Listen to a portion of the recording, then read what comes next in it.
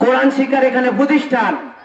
আজকের সমাজ জাহেলিয়াতে ভরপুর হয়ে গেছে।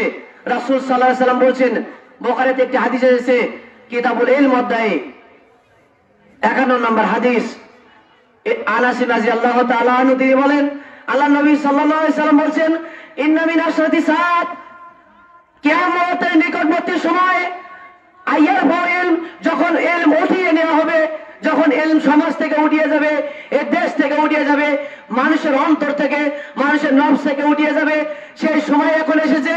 মানুষের অন্তর থেকে কোরআনের ইলম উঠিয়ে গেছে, এমনকি সন্তানদেরকে কোরআনের শিক্ষায়, ইসলামী শিক্ষা দিয়ে বড় করতে হবে, সেই জ্ঞান মানুষের বিবেক থেকে হারিয়ে গেছে।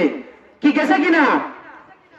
আপনার সন্তানকে আপনি জেনারেল স্কুলে, কেজিতে, নার্সারিতে, পেলেতে, আপনি হাই স্কুলে, বিশ্ববিদ্যালয়ে আপনার সন্তানকে পড়ান, কিন্তু আপনার সন্তানকে আপনি কোরআনের শিক্ষা দেন না। কেন দেন না?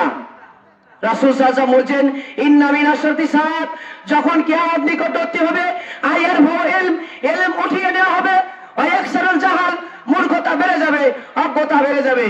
আজকের সমাজে মূর্খতা, অজ্ঞতা পুরো সমাজ ছেয়ে গেছে। আপনার সন্তান আপনি থাকা অবস্থায় ব্যবহৃত হয়ে চলাফেরা করছে, আপনার মেয়ে, আপনার স্ত্রী, আপনার পরিবার কোরআন শিখছে না, কোরআনের শিক্ষার বাইরে থাকছে, এটা হচ্ছে সবচেয়ে বড় মূর্খতা। এ দেশে, এ রাষ্ট্রে কোন ইসলামী শিক্ষার কোন মূল্যায়ন নেই। বিগত স্বৈরা শাসক যে জালেম ছিল, 15 বছর ইসলামের বিরুদ্ধে কথা বলেছে, বলে নাই? ইসলামের দুশ্মন ছিল।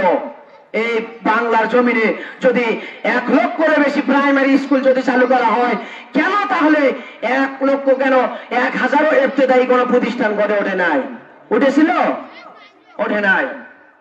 আমাদেরকে ফিরিয়ে আসতে হবে।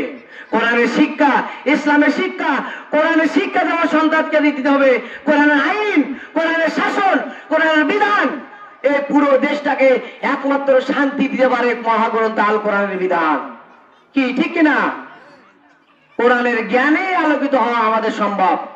সম্মানিত উপস্থিতি, আসুন এখানে একটি সুন্দর কোরআন এবং সুন্নাহ একটি সালাফিয়া মাদ্রাসা। আপনার সন্তান এখানে শিখবে দ্বীনি ইলম, জ্ঞান। যেই সন্তান শিখবে পর্দা করা, যে সন্তান শিখবে কোরআনের আলোয় আলোকিত হয়ে, আপনার সন্তানকে সম্ভ্রান্ত হিসেবে এবং পর্দাশীল করে এই প্রতিষ্ঠানে গড়ে তোলা হবে। আপনি বেহায়াপনার দিকে যান না, যাওয়া থেকে ফিরে আসুন। সম্মানিত উপস্থিতি, এই আশাবাদ ব্যক্ত রেখে আমি আমার সংক্ষিপ্ত আলোচনা এখানে শেষ করছি। আখির দাওয়ানা আলহামদুলিল্লাহি রাব্বিল আলামিন। আসসালামু